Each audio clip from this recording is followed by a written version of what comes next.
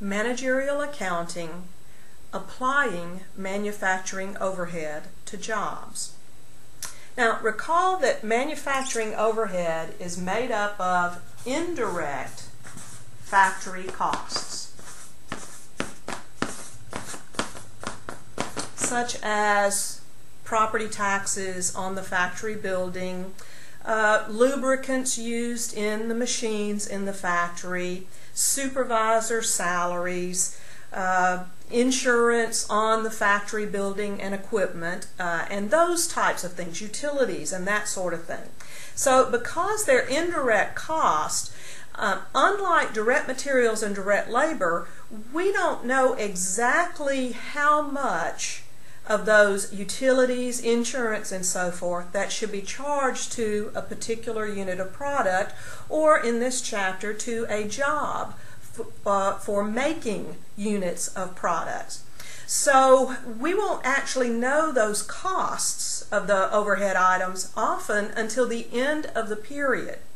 So with manufacturing overhead, if we are to properly price our product or submit bids that are appropriate, then what we have to do is we have to come up with a way of determining or assigning overhead to a particular job in advance. So we calculate a predetermined manufacturing overhead rate. Predetermined, in advance. Now, why? I mentioned one already.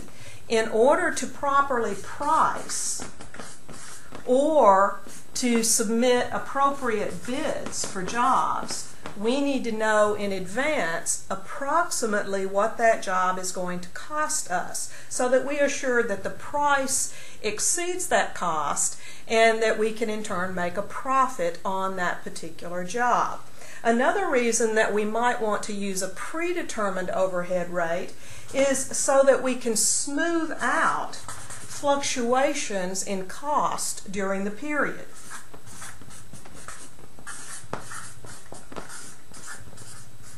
Now, what am I talking about here with the smoothing out of cost? Well, utility costs vary from season to season. During the spring, electric costs for heating and cooling is not going to be as high as the electric cost in the winter or in the deep part of the summer.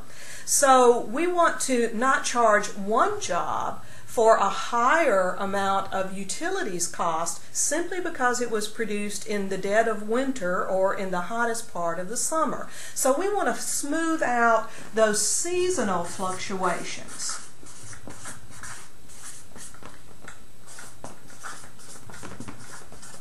And also for some types of costs, such as depreciation, that depreciation provides us with building and equipment, or the cost underlying that depreciation is for buildings and equipment that are going to last us for several years. So we may want to smooth out differences in volume from one period to the next. We don't want that depreciation to be charged out at a higher rate in a period of low production than it is in a period of high production. So we will predetermine an overhead rate that takes into account seasonal factors or smooths out seasonal factors, and also volume fluctuations.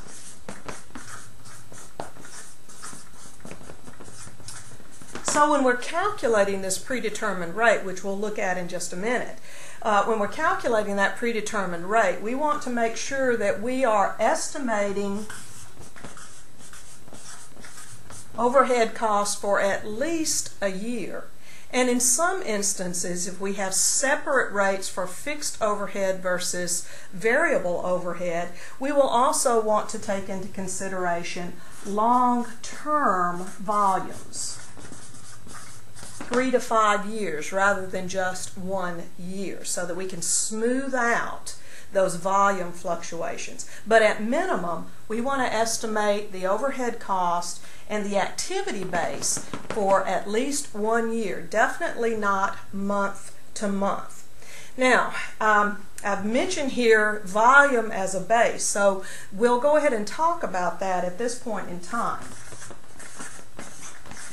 What do we use when we're calculating this predetermined overhead rate? What do we use as the application base or the denominator in calculating that rate? Well, our preferred base is going to be the cost driver. Now, what do we mean by cost driver? Well, it's just like when you drive an automobile. The car, you can have the engine going, but the car doesn't go forward until you, the driver, put your foot on the accelerator and press down. Well, that's what we use or what we describe as a cost driver. What is it that causes that cost to get larger, go faster, build up faster, or get smaller, to not build up so fast? The cost driver, what is causing that overhead cost to be incurred? Now, when we looked at regression, we found that not all activity bases are good cost drivers or are causing the cost. So often when we can't establish a direct cause-effect relationship between an activity measure and the way the cost is being incurred, we have to settle. And what we will settle for is a cost predictor. And that's where that interpretation of R squared comes into play. Remember, we want to look for an activity measure that has a high R square relative to the cost that we're trying to predict. So that's just some basics in the application of manufacturing overhead. Now, in the next video, we're going to look at specifically how we calculate that predetermined overhead rate, and then how we apply overhead to jobs or in process costing to departments.